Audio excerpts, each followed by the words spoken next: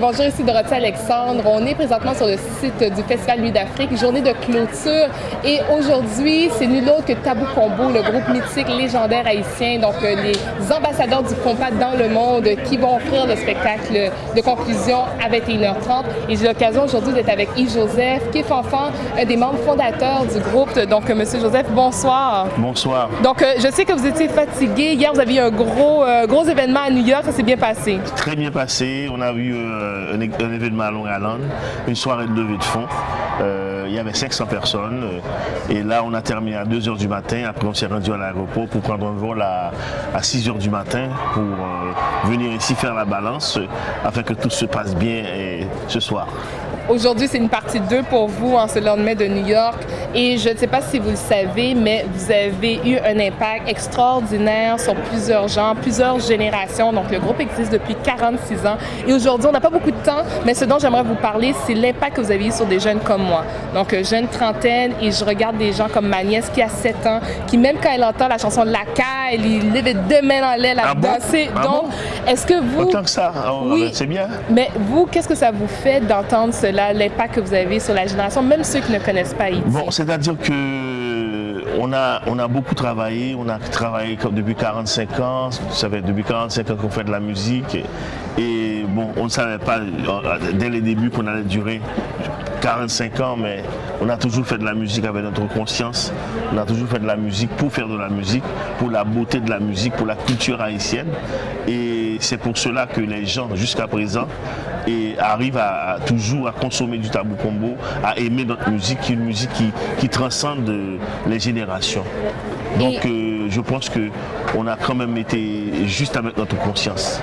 Et justement, dans vos débuts, parce que vous étiez des jeunes hommes, qu'est-ce qui a donné justement l'essence de ce groupe-là? Qu'est-ce qui a été la motivation première de Tabou Combo? Bon, c'était juste une influence. Dans les débuts, dans les années 60, il y avait une révolution musicale à travers le monde, à travers les Beatles, les Rolling Stones et tous les jeunes de l'époque et faisaient du Stone, faisaient du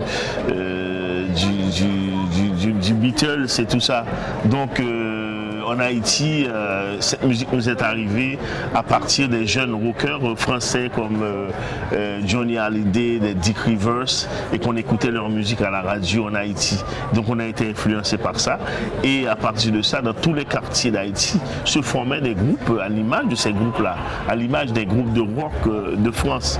Donc c'est pour cela que Tabou Combo, dans les débuts, on faisait du James Brown, on faisait Elvis Presley, on faisait la musique rock, quoi, jusqu'à ce qu'on redevienne à notre source pour faire la musique haïtienne.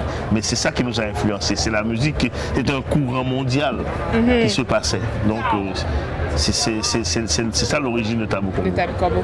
Et aujourd'hui, 45 ans plus tard, comme on l'a dit tout à l'heure, influence sur beaucoup de jeunes qui ne connaissent pas Haïti. Il y a 3 hommes qui sont ici que je vais leur demander de se joindre à moi sous peu. Okay. Parce qu'ils ont une question à vous poser, entre autres, parce qu'il y en a qui connaissent beaucoup la musique de Tabou Combo. Si on vous demandait en quelques mots, qu'est-ce que Tabou Combo maintenant, en 2014? Tabou Combo en 2014, Tabou Combo 45 ans après, c'est, d'après tout le monde, c'est le groupe mythique de la Caraïbe. Tabou Combo, c'est un groupe de jeunes, d'anciens jeunes qui ont investi toute leur jeunesse pour une musique dans laquelle ils ont cru et qui maintenant sont en train de récolter le fruit de leur travail par le respect qu'on nous porte, par les honneurs qu'on nous donne justement avant de venir ici. On a été reçu à la mairie de Montréal où on a signé le livre d'or de la mairie. Donc je pense que Tabou Combo, c'est un groupe qui est en train de récolter le fruit de son travail. Et un travail qui a été sincère, un travail qui a été réfléchi et un travail qui a été dur quand même, mais dans le respect du public et dans le respect de la musique et surtout du pays qu'on représente.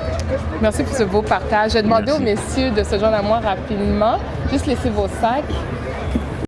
Dû à cette entrevue, vous avez une influence sur beaucoup de générations, comme moi qui ai connu Haïti seulement en décembre 2013 et j'y suis retournée en mai. Et là, je vous présente 3 personnes. On a Arsène ici, on a Monsieur V, on a Cédric. Et dans l'ordre, lui, il connaît Tabou Combo, il connaît les musiques, il connaît certaines chansons. Lui, c'est l'encyclopédie Tabou Combo. Et lui, il ne connaît pas Tabou Combo. Voilà un homme qui travaille. Donc, je sais que certains avaient des questions à vous poser parce que j'ai lancé ce sondage-là sur Facebook qui voulait vous rencontrer. Donc, on va commencer avec Cédric. Moi, ma question serait quel groupe haïtien que vous aimez présentement et que vous pensez qu'il peut prendre le flambeau que Tabou Combo a transporté depuis toutes ces années? Et il faut dire que j'ai un groupe que j'aime. J'ai beaucoup de groupes que j'aime. J'aime Karimi, j'aime Classe, j'aime T-Vice, j'aime Jackou, j'aime tout le monde. Mais il y a des groupes qui sont plus proches de Tabou Combo que d'autres.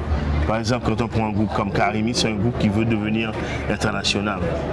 Mais n'empêche pas que Classe, avec Pipo, qui est un chanteur exceptionnel, c'est un groupe que j'adore, que j'écoute en boucle dans ma voiture. Mais chacun a ses aspirations, chacun a son rêve. Et chacun peut arriver là où il veut arriver. Et Tabou Combo, la différence entre Tabou Combo et tous les groupes qui ont existé à l'époque, c'est que Tabou Combo a toujours voulu être international. J'ai une phrase que je répète toujours, c'est très facile de faire manger du fromage à un Français, mais il faut le faire manger du riz collé à pois, c'est ça. C'est ça la différence, parce qu'on a toujours voulu introduire notre musique dans un milieu étranger et je pense que dans un certain sens, on l'a accompli. Bon, pas à 100%, mais on a quand même fait un grand tube en France, on a été au Japon, on a voyagé à travers le monde en jouant de la musique haïtienne. Donc, en partie, on a réussi. Et je compte sur les groupes qui veulent poursuivre ce chemin-là, de continuer le travail après le Tabou Combo. On va poursuivre avec M. V, merci. Quand je parle de l'évolution, on voit que maintenant, beaucoup de groupes ont une tendance d'avoir des musiques qui sont plutôt instrumentales versus, comme dans le temps, où il y avait des chanteurs, il y avait des paroles, il y avait de la mélodie. Qu'est-ce que vous pensez de cette direction que le compas prend? Vous savez que la direction que prend le compas, ça dépend des compositeurs, des auteurs, des musiciens et ce qui se passe à travers le monde. Et je pense qu'il y a beaucoup de choses à dire et je vous joins dans cette lignée, c'est qu'il y a beaucoup de problèmes dans le monde qu'on peut décrier, il y a beaucoup de choses à dire et malheureusement il y a certains musiciens qui s'amusent à parler de choses qui sont très populaires et très superficielles. Mais on a beaucoup de choses à dire dans ce monde et je pense que on peut quand même faire de la musique commerciale, mais sans pour autant négliger l'aspect social, les aspects sociaux qui peuvent, parce que nous, en tant qu'Haïtiens, on a besoin d'éduquer notre peuple, le peuple a besoin de messagers comme nous. Donc les musiciens qu'on écoute tout le temps doivent se porter en messager. C'est-à-dire, nous, Tabou Combo, on a quand même réussi à faire et le commercial et le message. Donc on n'est pas un groupe engagé, mais on est quand même, des fois, on décrit des problèmes qui sont flagrants dans la société. On doit conclure cette entrevue. Donc, je ne sais pas si Arsène a une question ou sinon, je peux demander, il ne connaît pas Haïti. Donc, Qu'est-ce que vous aimeriez lui dire pour que justement, il découvre Haïti? Donc, s'il y avait une ou deux raisons. Et s'il aime la musique, il faut qu'il aille en Haïti. S'il aime le compas, c'est le bastion du compas, Haïti. Et je pense qu'il y a un travail extraordinaire qui se fait. Il y a quand même de l'engouement. Il y a des gens qui travaillent dans ce pays à faire de retirer ce pays, d'enlever l'image négative que ce pays a à travers le monde. Donc il y a des jeunes. On a besoin de jeunes comme vous justement pour aller en Haïti, pour partager l'expérience que tu as acquise ici avec les jeunes de ta génération en bas, surtout au niveau des études et tout ça, je pense qu'il faut que toi que tu es en Haïti pour justement parce que tu as une mission à remplir en tant qu'Haïtien.